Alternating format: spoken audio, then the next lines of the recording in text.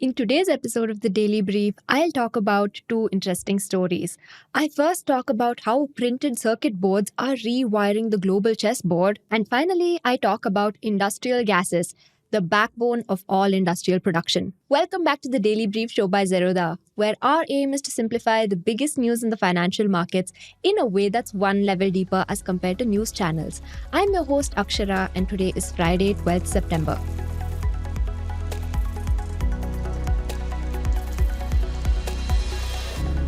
Coming to the first story, when we talk about the future of technology, semiconductors dominate the headlines, be it geopolitical or financial. We've also covered them twice. But there's another piece of the electronics puzzle that's just as essential, yet rarely gets attention: printed circuit boards or PCBs. From smartphones to televisions to gaming consoles, there's at least one PCB in every device you use today. Yet, somehow, PCBs are actually getting far more attention than ever. And turns out, ignoring them in the era of AI, clean energy, and EVs is not an option for any country that wants to make headway in those industries. And much like for chips, PCB production has upped the geopolitical stakes, undergoing a massive supply chain shift.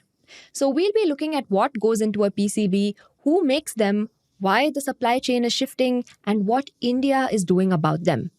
Now, this is a very technical industry that we are hardly experts in, but we'll do our best to break down the basics of how you should think about PCBs.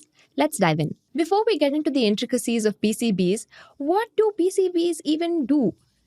Let's put it this way. A chip, no matter how powerful, is fundamentally useless without a PCB. To function, a chip must be mounted on a circuit board that connects it to power sources, other chips, and input-output interfaces. The PCB carries logic signals and distributes power between chips and other electronic components. In other words, PCBs are the city infrastructure of the electronics world. They provide the roads, power lines, and connections that allow electronic components, including chips, to work together. It works both as a communication network and a power grid. We only know too well that chips are evolving rapidly, but PCBs are keeping up as well. The most advanced electronic devices now rely on something called IC substrates, which are miniature, ultra-precision PCBs that sit between a chip and the main PCB. These substrates are insane engineering marvels, often containing 10 to 20 copper layers that are thinner than human hair, which is just a few micrometers. Hence, they're much harder to make than normal PCBs. Here's an example of how important substrates are.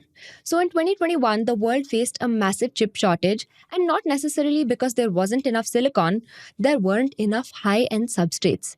Even if chip fabs produced enough processors, there weren't enough substrates to package them. As a result, production of chips slowed, prices jumped 30 to 40%, and the entire electronics industry, from Nvidia to LG, was in a chokehold. Today, beyond consumer electronics, a lot of new age industries require PCBs. AI chips, for instance, cannot do without high-end PCBs. And clean energy is yet another industry that needs them, in battery management systems, solar power inverters, and even the lithium-ion batteries in EVs. 5G infrastructure is another example, as the high-frequency 5G signals can only be transmitted through special substrates. Now, how is a PCB even made? Well, it's an extremely complex process that honestly even we don't fully understand, but we'll try to break down the parts of it that are key to the PCB supply chain. So a PCB basically contains a lot of copper foil, ultra-thin copper wires through which the PCB directs power. This foil is placed on a copper-clad laminate or CCL, which is the canvas of the PCB. The CCL is made up of fiberglass that keeps the foil robustly tied to the PCB and resin to insulate areas from shocks. But here's what you should know. Making the copper foil alone is tough and is not the same as dealing with raw copper metal. In fact, PCB makers don't deal with raw copper, but with specific players who specialize in copper foil manufacturing, which involves special equipment and a keen understanding of chemistry. CCLs, which are approximately 30%, and copper foil, approximately 9%, together make up the biggest chunk of raw material costs of manufacturing PCBs. And raw material in total makes up close to 60% of the costs. After this comes creating the circuit patterns on the board, which is done using a process called photolithography. In simple terms, it involves directing lasers of UV light on the CCL like a stencil. Certain areas of the PCB need more light and others need less.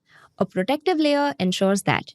Then the excess copper on the CCL is removed using a process called etching, after which only the copper rods remain. If you've watched our earlier episodes, you may recall that photolithography is central to how chips are made. The process in chips is far more complex and technical, but the principle is similar. Use a fine source of light to make patterns. Photolithography is a very high stakes process. If it gets messed up, then the PCB or chip won't be effective. Now, this is just one layer. Complex electronics like smartphones involve PCBs with multiple layers. They use prepreg sheets, which is thin fiberglass infused with half-cured resin to bond multiple copper layers together under extreme heat and pressure. Now imagine getting 6 or 12 layers perfectly aligned with the right circuit patterns. It would make the photolithography part even harder. Even small mistakes like layers misaligned by a hair's breadth can make circuits fail completely. Then comes drilling. Thousands of tiny holes called vias that connect different layers. These holes are then plated with copper to link the layers.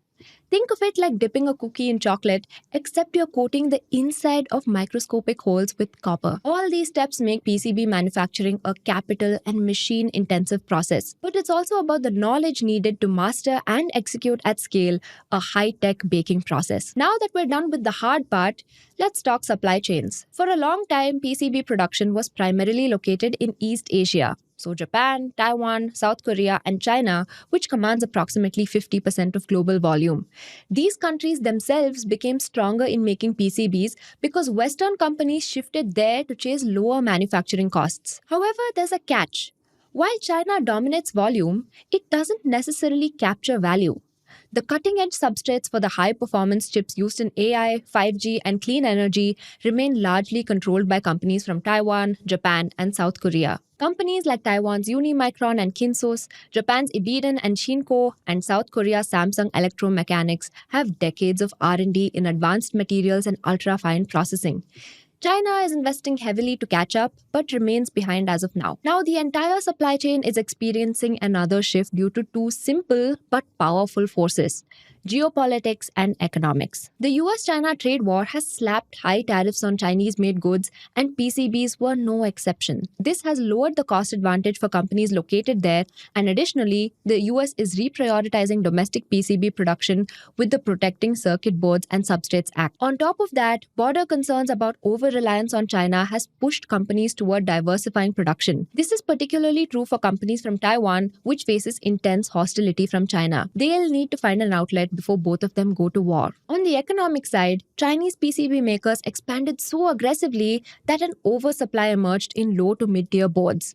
Like in other industries in China, this led to an all-out price war, creating razor-thin margins. Meanwhile, labor costs in China rose and environmental regulations tightened modestly, eroding some cost advantages. So companies are looking elsewhere where labor costs are comparatively lower, the infrastructure is solid, and the threat of US tariffs is more muted. 3 countries in Southeast Asia are emerging as the biggest winners of this shift: Thailand, Vietnam, and Malaysia. Thailand offers the stability that electronics manufacturers crave. Reliable power and water supply, crucial for 24/7 PCB plating operations, combined with skilled labor from its electronics assembly history. The government sweetened the deal with EV incentives and free trade zones. And unlike China, Thailand faces a much smaller tariff penalty. Vietnam leverages its position as an electronics exporting giant. With behemoths like Foxconn operating major facilities there, a built-in demand for PCBs exists locally. Taiwanese PCB companies have already opened branches there to supply Apple's partners, and competitive labor costs and extensive trade agreements make exports attractive. Malaysia has had a long history in semiconductor assembly and testing. So we recommend reading Noah Smith's piece on how Malaysia got there. About 13% of global chip packaging happens in Malaysia, with many multinational chip companies present. It was only obvious that PCB makers set up shop there. The momentum is clear. SEA's PCB export growth has been extremely high. In 2023, Taiwan's investment in these 3 countries increased by 146% over the previous year to $2.2 billion. Even though China continues to be the leader in making PCBs, it's clear that the supply chain will soon have a new power node in SEA. But the real question is, how is India adapting to this shift? India presents an intriguing case study. We are a massive consumer of electronics, but have played little to no role in making PCBs. Most of the PCBs we use, even the most basic ones, are imported mostly from China. At a measly 0.5%, India's share of global PCB production is pretty much negligible, and this is a strategic vulnerability. Why is that? The biggest reason for our PCB situation goes back to how PCBs are made. Remember, CCLs and copper foil make up the biggest cost of making PCBs. Not coincidentally, the manufacturing of copper foil is also concentrated in the same East Asian countries. However, nearly all the CCLs used by Indian PCB manufacturers are imported. This is despite the fact that we have copper reserves of our own and are expanding our mining operations further. And making copper foils is a whole different ballgame from simple copper metal. The second reason is that PCB manufacturing requires a lot of power and water throughout the extremely delicate operations. Unfortunately, unlike our SEA peers, Indian firms, especially small ones, don't enjoy such consistency. It's also likely that with how often we face power outages and droughts, we might not be able to afford supplying PCB makers with a lot of power. The third reason has to do with trade agreements. For one, India is not part of the RCEP, which includes Thailand, Vietnam, and Malaysia. This prevents us from having the kind of preferential access in exports that they have. Additionally, our membership in the WTO IT agreement mandated zero import duties on PCBs, making local manufacturing harder. Because of these reasons, Indian PCB makers can't yet compete on cost, but this is changing. Now, the government has recognized PCBs as crucial infrastructure, making them eligible under the PLI scheme. Specifically, the SPECS program reimburses up to 25% of capital expenditure for electronics manufacturing. Across the PCB supply chain, major Indian investments are now materializing. In September 2025, Syrma SGS announced India's largest PCB manufacturing facility in Andhra Pradesh, a Rs 1,593 crore project targeting everything from single-layer to high-density interconnected boards. This also aligns with AP's targeted industrial policy in electronics, something we covered recently. Syrma also entered a joint venture with South Korean firm Shinyeop Electronics to make both PCBs and CCLs. Additionally, Wipro has also invested Rs 500 crore in a large-scale CCL factory in Karnataka, aiming to start production by 2026. In India's PLI scheme, electronics has been a notable success.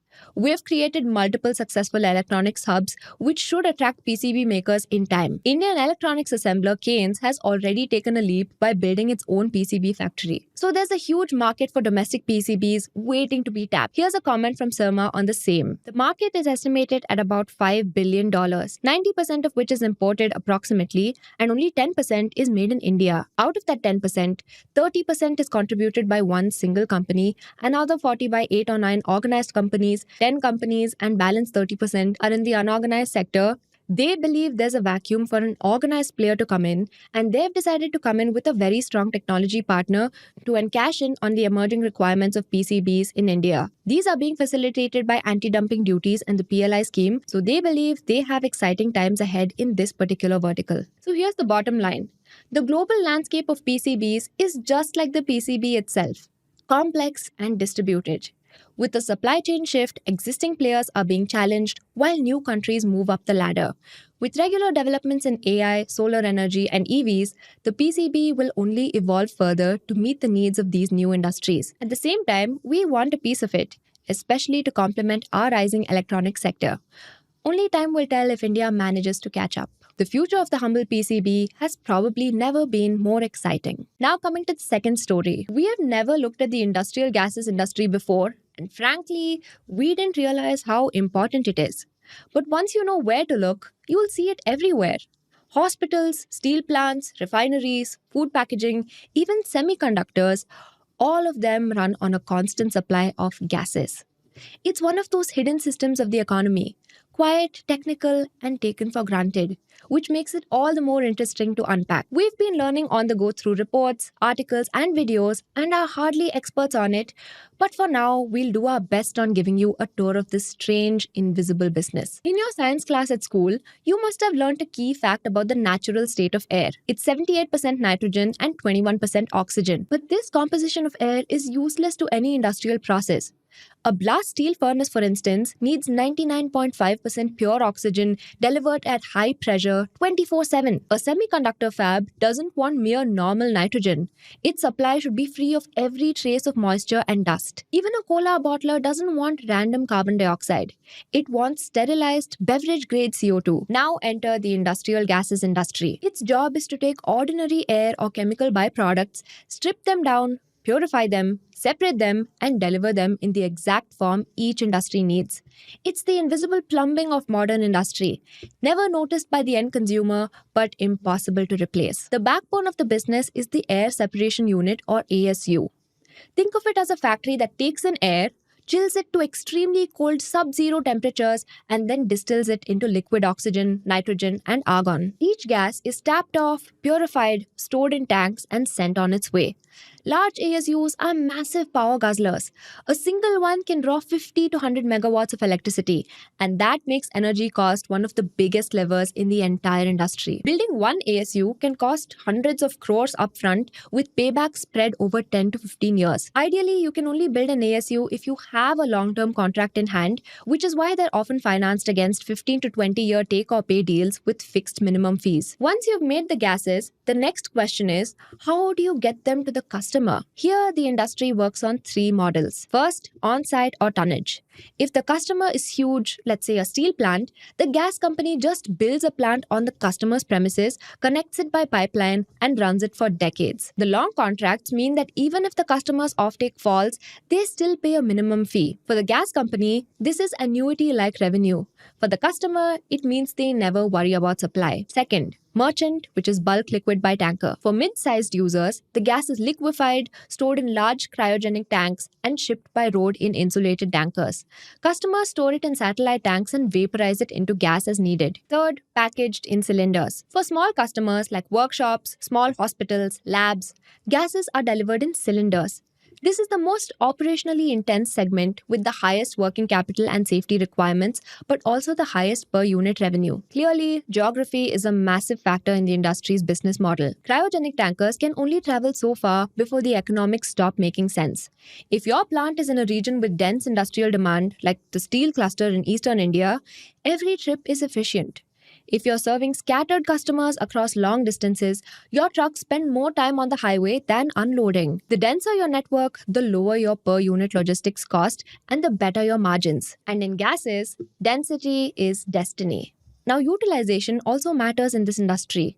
An ASU breaks even at around 65 to 70% capacity, while the profits are really good above 80%. This is why gas companies chase new tonnage contracts. That is, every on-site plant not only secures annuity revenue, but also generates extra liquid product that can be sold in the merchant market. That liquid pool is where margins are made or lost. Additionally, tonnage contracts can be really sticky. Once a gas company builds a plant on your site and lays pipelines into your process, switching is near impossible. Then there's the India-specific handicap: power and logistics. Power costs are higher and more volatile than in Europe or the US. Roads are congested, distances are long, and cryogenic tanker fleets are limited, which means Indian players work harder to keep margins in the same 25 to 30% EBITDA range that global peers achieve more easily. Lastly, safety is critical. In fact, it's a business moat in this industry. Purity certifications, PESO licenses, cylinder testing, and BIS standards are what separate a credible supplier from a risky one. Customers won't really switch for weak reasons unless a single mishap halts production or, worse, endangers lives. Globally, three names dominate: Linde, Air Liquide, and Air Products. At Taiyo Nippon Sanso, which specializes in gases for the electronics industry specifically, and you have the global oligopoly. In India, Linde India is the largest listed player with a presence in steel, healthcare, and now semiconductors. But that's just the gases. The infrastructure that supports the gases is a different story. Inox India is the leader in making the cryogenic tanks and storage equipment that the whole industry depends on. It's a reminder that there are companies who dig for gold, and then there are companies who build the shovels needed to dig that gold. Together, these 3 to 4 companies control about 70 to 75% of India's industrial gases market. The rest is fragmented among smaller Indian firms. Ellen Barry Industrial Gases is the biggest of these, listed and fully Indian-owned with around 2 to 3% share. Sigil and Goel MG specialize in carbon dioxide for beverages, food, and dry ice. Now, where does the demand come from? Let's start with steel. It's by far the largest consumer of oxygen. Blast furnaces need oxygen to enrich combustion, and basic oxygen furnaces use it to refine molten iron. Every steel expansion in Odisha or Jharkhand translates directly into new oxygen demand. Then there's refining and petrochemicals. They also need nitrogen for purging and blanketing. Air Products has built massive hydrogen and nitrogen supply systems for IOCL and BPCL refineries. With India expanding its refining and petrochemical capacity, this demand will only grow. And then comes healthcare. Oxygen is the obvious story, but hospitals also use nitrous oxide, medical carbon dioxide, and liquid nitrogen for cryotherapy and storage. Food and beverages rely on carbon dioxide for carbonation and nitrogen for packaging. Dry ice is used in cold chains and blasting. Glass and cement use oxygen to boost combustion efficiency, and fabrication and welding use mixtures of argon and CO2. And finally, the new frontier. Semiconductors. A fab consumes enormous volumes of ultra pure nitrogen plus a cocktail of specialty gases for etching and deposition.